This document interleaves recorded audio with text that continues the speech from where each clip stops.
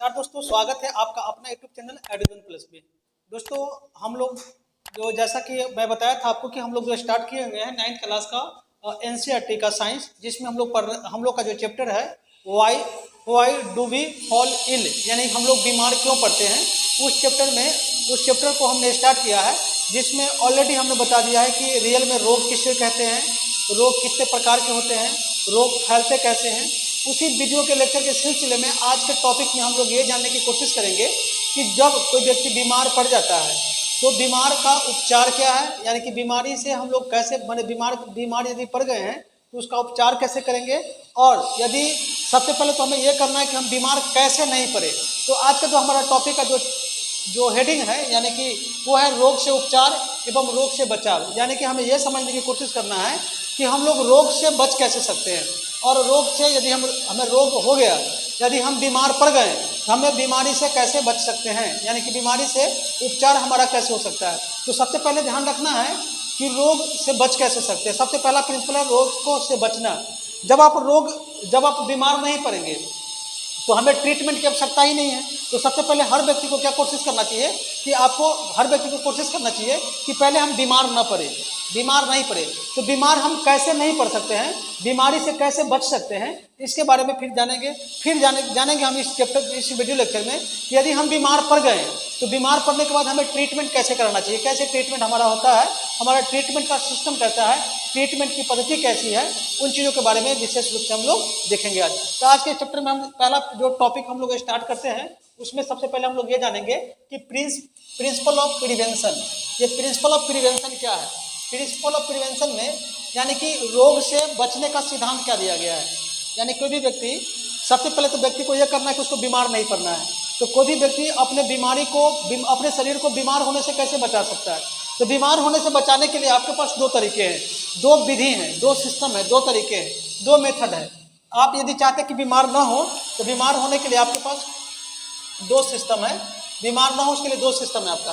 पहला एक सामान्य तरीका है और दूसरा एक विशेष तरीका है।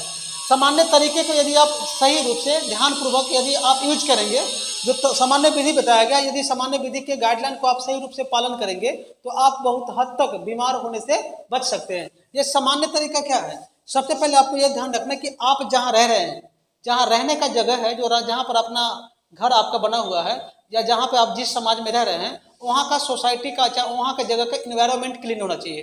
तो पर्यावरण यदि स्वच्छ है तो आपको हवा से संबंधित या जो भी फैलने वाली बीमारी, यानी कि ट्रांसमिट होने वाली जो बीमारी है, यानी कि जो इन्फेक्शियस डिजीज है, वहाँ से आप बच सकते हैं। तो पहला ध्यान ये रखना है कि ये सभी लोगों के, देश में रहने वाले सभी लोगों को एक सामुदायिक जिम्मेदारी होता है कि वो अपने इन्वायरमेंट के आसपास के जो इन्वायरमेंट है, उस इन्वायरमेंट को, पर्यावरण को स्वच्छ करके रखें।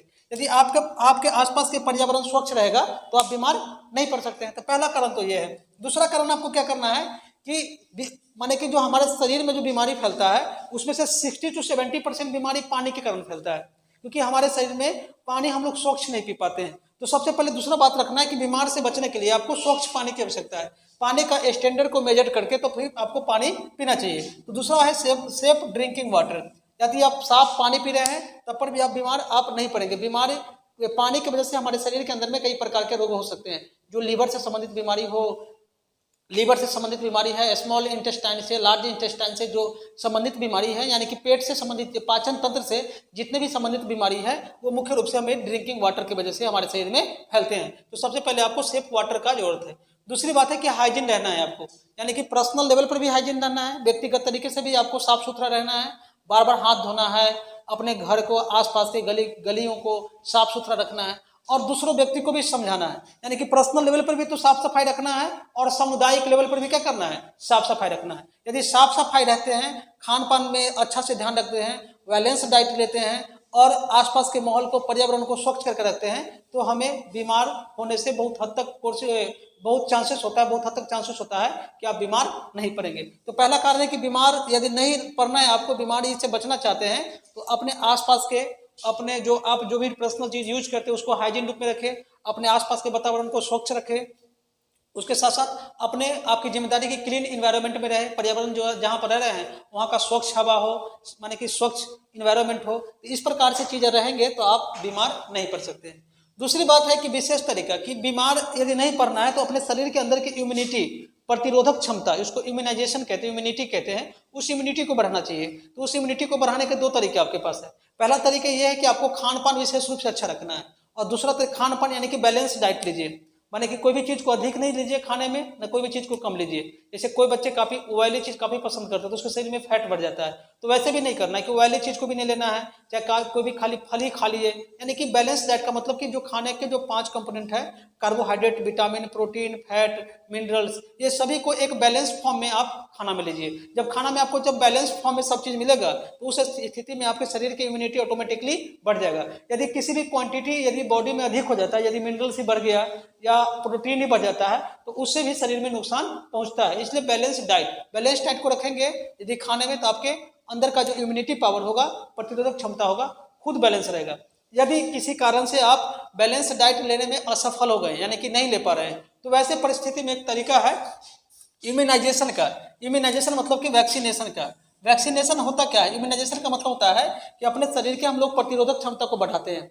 अब इसमें हम लोग खाना पर ध्यान नहीं देते हैं, हम लोग क्या करते हैं कि एंटी माने कि एक प्रकार के जो किसी प्रकार के बैक्टीरिया है या वायरस है या किसी प्रकार के माइक्रोवेज है, तो उस माइक्रोवेज के प्रॉपर्टीज को देखकर उसी प्रकार के एक ऐसे न्यूट्रिशन तैयार कर लेते हैं, एक ऐसे ताकत वाली चीज़ें तैयार कर लेते हैं जिसको बॉडी में वैक्सीनेट किया जाता है, इंजेक्ट कर दिया जाता है। अब उसको लेने से हमारे शरीर में उस प्रकार की बीमारियों से लड़ने की क्षमता क्या होता है? बढ़ जाता है। जैसे एग्जाम्पल कोविड-19 का जो वैक्सीन हमने लिया है, ये कोविड-19 का वैक्सीन क्या है कि उसी कोविड-19 को वायरस के प्रॉपर्टीज को समझकर उस वायरस का इफेक्ट हमारे बॉडी पर न पड़े, उसके लिए हमारे शरीर की ताकत बढ़ा दी गई है। तो जो वैक्सीन से हमारे शरीर की ताकत क्या हुआ है? बढ़ गया है, हमारे शरीर के अंदर की ताकत बढ़ गया है। तो वायरस हमारे यहाँ से खत्म नहीं हुआ, वायरस एनवायरमेंट में है, लेकिन वो वायरस हमारे बॉडी पर अटैक करेगा तो हमारे शरीर पर उसका प्रभाव नहीं पड़ेगा, हमारे शरीर पर उसका प्रभाव नहीं पड़ेगा। ये हमारा जो एंटीबायोटिक के केस में। इसी प्रकार से जैसे इम्यूनाइजेशन का मेन काम होता है कि हमारे शरीर के प्रतिरोधक क्षमता को बढ़ा देना। प्रतिरोधक क्षमता को कैसे बढ़ा देगा ये? तो जैसे हमें एक माने कि ऐसे जैसे वायरस, कोई नया वायरस आया तो उस वायरस के प्रॉपर्टीज को हमने पहले क्या करता है कि हम लोग देख लेते हैं उसको, माने जो हमारे डॉक्टर्स होते हैं, हमारे जो साइंटिस्ट होते हैं, उसको देख लेते हैं उसका प्रॉपर्टीज क्या है, और उस किस प्रकार के बॉडी में कोई एक ताकतफुल माने वायरस को डाला जाए, चाहे जो बैक्टीरिया को डाला जाए जो उससे लड़ सकता है, तो उसी प्रकार के एंटीबायोटिक मेडिसिन जो है हमारे शरीर में इंजेक्ट किया जाता है ताकि हम बाहरी जो माइक्रोवेज है उससे हमारे शरीर लड़ने के लिए सक्षम हो जाए। इस तरीके से हमारे बॉडी में माने कि एक वैक्सीनेशन के माध्यम से इम्यूनिटी को बढ़ा दिया जाता है। दूसरे तरीके से आप ये कह सकते हैं कि बच्चे जब माँ के गर्भ में पल रहे होते हैं तो बच्चों को शुरुआती समय में महिलाओं को टीकाकरण लगाया जाता है। यानी चाहे आप जन्म ले लेते हैं तो जन्म लेने के बाद भी बच्चों को विभिन्न प्रकार के वैक्सीनेट किया जाता है, जैसे पोलियो का वैक्सीन हो गया, डिप्थीरिया का वैक्सीन हो गया, टीबी का वैक्सीन हो गया। इस प्रकार के जो वैक्सीन 7 वैक्सीन जो है इंद्रधनुष के नाम से हम लोग उसको बोलते हैं, कफ, ये जो काली खांसी उसकी वैक्सीन है।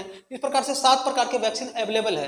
यदि वो बच्चों को जन्म के बाद माने कि जब बच्चे 6-7 महीने के अंदर के होते हैं तो उन बच्चों को दे दिया जाता है ताकि जब बच्चे बड़े हो तो उसके शरीर के अंदर की इम्यूनिटी काफ़ी बढ़ा रहे और उस प्रकार के जो बैक्टीरिया उसके बॉडी पर अटैक करे तो उसका प्रभाव उस पर न पड़े। इसलिए यह इम्यूनाइजेशन विधि के माध्यम से भी शरीर के अंदर के ताकत को बढ़ाया जा सकता है।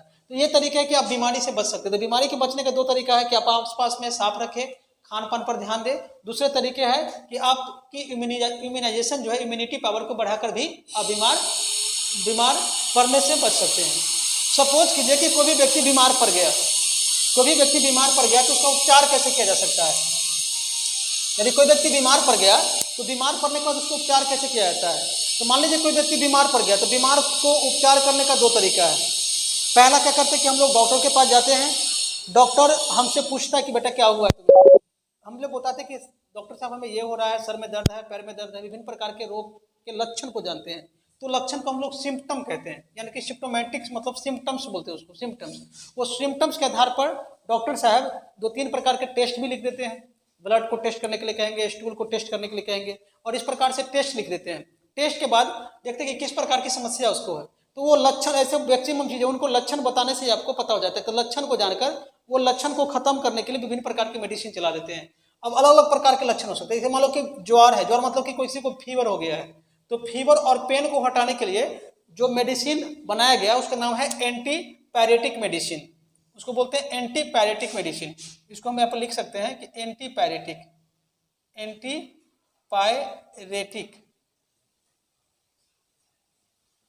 एंटीपायरेटिक यानी कि एंटीपायरेटिक का मतलब कि ज्वार हटाने वाली, ये एंटीपायरेटिक का मतलब होता है कि बुखार को हटाने वाली दवा।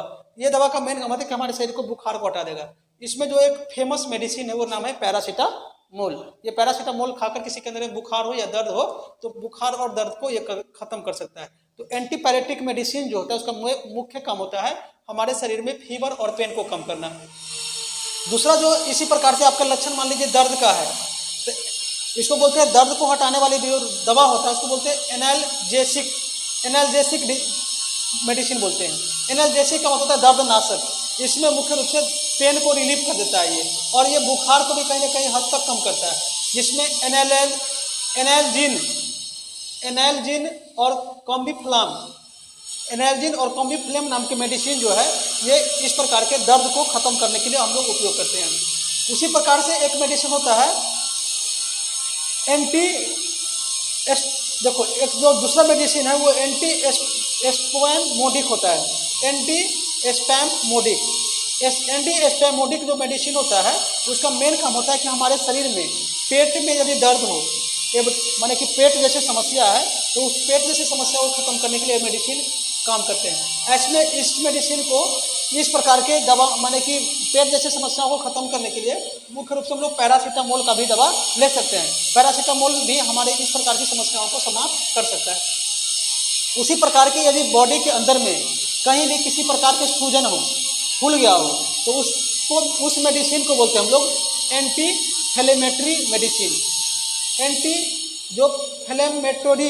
एंटी फ्लेमेटरी मेडिसिन का मतलब होता है कि हमारे शरीर के अंदर में कहीं भी सूजन हो तो सूजन को सोलिंग को कम करता है। तो सोलिंग को कम करने के लिए जो मेडिसिन है वो कॉम्बिफ्लेम बहुत इंपॉर्टेंट अच्छा रूप से काम करता है।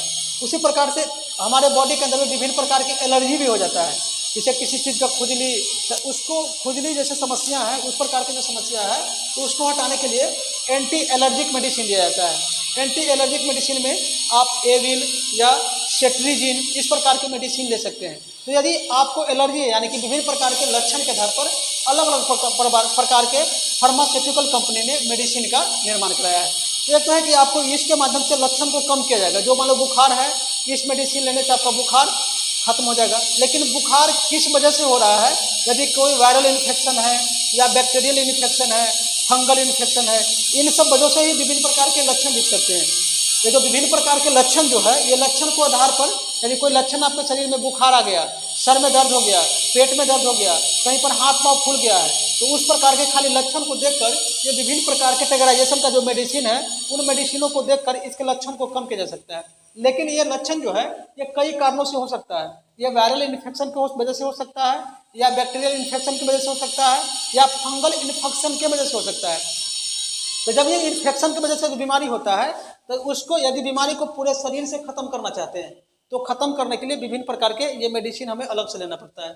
उसके लिए प्रॉपर डायग्नोसिस होता है, डॉक्टर आते हैं, डॉक्टर विभिन्न प्रकार के जांच करते हैं, फिर विभिन्न प्रकार के जो हमारा जो टेक्निक है जैसे अल्ट्रासाउंड, एक्सरे या अन्य टेक्निक जैसे ईसीजी या सीटी स्कैन, जो भी विभिन्न प्रकार के आपका जो लक्षण होगा उसके आधार पर डॉक्टर साहब अपना टेस्ट लिखते हैं। वो टेस्ट लिखने के बाद यदि बीमारी में पकड़ा गया कि ये जो लक्षण आ रहे हैं, बुखार आ रहा है, सर में दर्द आ रहा है, स्वेलिंग आ रहा है या पेट में दर्द आ रहा है, जो विभिन्न प्रकार के जो लक्षण आपके शरीर में उभर रहा है, क्यों हो रहा है, तो उसके लिए वो टेस्ट करवाएंगे। टेस्ट में यदि पता चल गया कि ये बैक्टीरिया की वजह से हो रहा है, यदि उनको पता चल गया कि बैक्टीरिया की वजह से हो रहा है तो वैसे परिस्थिति में डॉक्टर साहब एंटीबायोटिक मेडिसिन लिखते हैं। तो पहले उनको जांच करवाना पड़ता है, ठीक ना, जैसे जांच, ब्लड जांच, स्टूल जांच, टॉयलेट जांच, या हो सकता है कि आपको एक्सरे, अल्ट्रासाउंड, ईसीजी, एनसीबी, विभिन्न प्रकार के टेस्ट वो करवाएंगे। करवाने के बाद जो लक्षण होता है, लक्षण पता चल गया कि इस वजह से बीमारी होता है, यदि मान लीजिए कि बैक्टीरिया की वजह से हो गया तो उसको ट्रीटमेंट करने के लिए एंटीबायोटिक का प्रयोग किया जाता है। यदि उस टेस्ट में पाया गया कि ये जो बीमारी इनके शरीर में फैल रहा है ये किसी वायरस की वजह से फैल रहा है तो उस वायरस को मारने के लिए जो विभिन्न प्रकार के कंपनी द्वारा जो मेडिसिन बनाए गए वो एंटीवायरल मेडिसिन का प्रयोग करेंगे।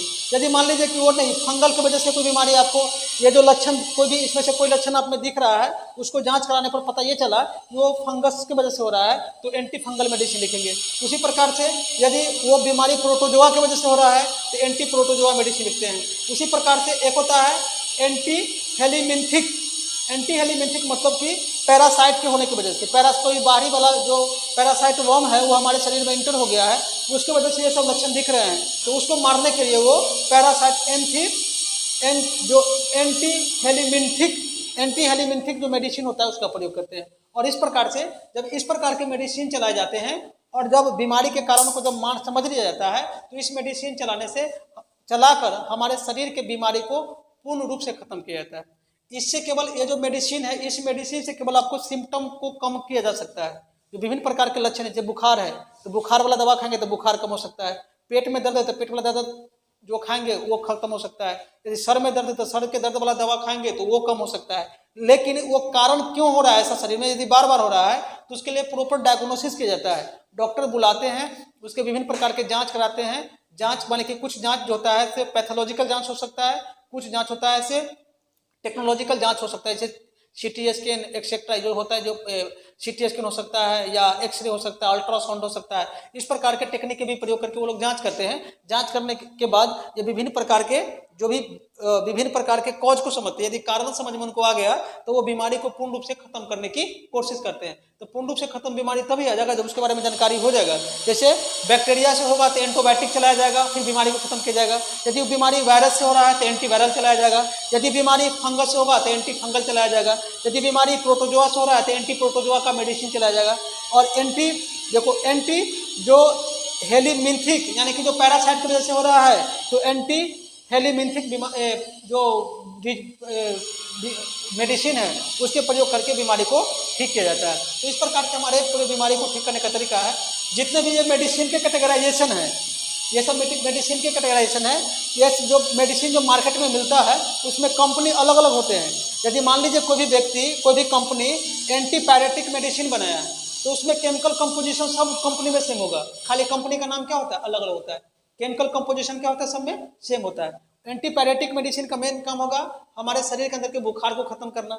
जो एनाल्जेसिक मेडिसिन जो होता है, एनाल्जेसिक मेडिसिन होता है उसका काम होता है हमारे शरीर में दर्द को नाशक करना। तो उसके लिए जो केमिकल कंपोजिशन एक वैज्ञानिक तरीके से ढूंढा जाता है वही केमिकल्स उसमें होगा। अब वो कंपनी अलग अलग मार्केट में मिल सकता है। उसी प्रकार से एंटी स्पैमोडिक जो मेडिसिन होता है ये सूजन को कम करने का काम करते हैं। ये मुख्य रूप से हमारे शरीर में पेट जैसी समस्याओं को खत्म करने के लिए बीमारी ये होता है। उसी प्रकार से जो इन्फ्लेमेटरी होता है, एंटी इन्फ्लेमेटरी उस सूजन को कम करने के लिए ये बीमारी दवा होता है। उसी प्रकार से एंटी एलर्जिक होता है, वो हमारे शरीर में एलर्जी को कम करने के लिए मेडिसिन होते हैं। और इस प्रकार से हमारे शरीर में रोग को कम कर सकते हैं, यानी कि रोग से हम बच सकते हैं। और दूसरी बात कि रोगों के यदि रोग हो गया तो इस प्रकार से हम लोग उपचार कर सकते हैं। लेकिन एक चीज यहाँ पर समझना है कि कहा गया है प्रिवेंशन आपको पहले करना चाहिए। पहले आपको ध्यान रखना चाहिए कि हम बीमार पड़े ही नहीं। उसके बाद बीमार पड़ने के बाद तो ये जो बीमारी को खत्म करने की प्रक्रिया को कहते हैं क्योर होना। तो कहा गया कि prevention is better than cure. हमेशा आप अपने शरीर में रोग होने से बचिए। रोग यदि हो जाता है तो शरीर जो नेचुरल प्रकृति ने जैसा बनाया है अपने शरीर को वैसा पुनः प्राप्त नहीं कर सकते हैं। इसलिए हमें कोशिश क्या करना चाहिए कि अपने आसपास के वातावरण को स्वच्छ रखना चाहिए, अपने आप हमेशा स्वच्छ रहना चाहिए, खान पान पर ध्यान देना चाहिए, पर्यावरण को स्वस्थ रखना चाहिए। जब ये सब चीजें करेंगे तो हम लोग बीमार होने से रोकेंगे। इसलिए भारत सरकार ने स्वच्छ भारत मिशन लाया है, जिसका मुख्य वजह है कि हम लोग प्रिवेंशन नहीं करें, बीमार लोग को होने नहीं दे। जब बीमार नहीं होंगे तो हमारा मेडिकल जो बर्डन है, मेडिकल एक्सपेंस है वो घटेगा और हमारे देश में अमीरी और समृद्धि आ गया। इसलिए सभी से आप लोग भी घर पे बैठे आप आसपास के जगहों को साफ सुथरा रखिए, अपने आप साफ सुथरा रहिए, खान पान पर ध्यान दीजिए, बैलेंस डाइट लेने की कोशिश कीजिए ताकि आप बीमार न पड़े। जब बीमार रहेंगे स्वस्थ शरीर होगा तो स्वस्थ शरीर में स्वस्थ दिमाग का विकास होता है। शरीर अच्छा रहेगा तो शरीर में आपका दिमाग में क्या होगा, विकसित हो रहेगा। इसलिए घर पर पढ़े और अपने शरीर का स्वस्थ रखें। जय हिंद, जय भारत।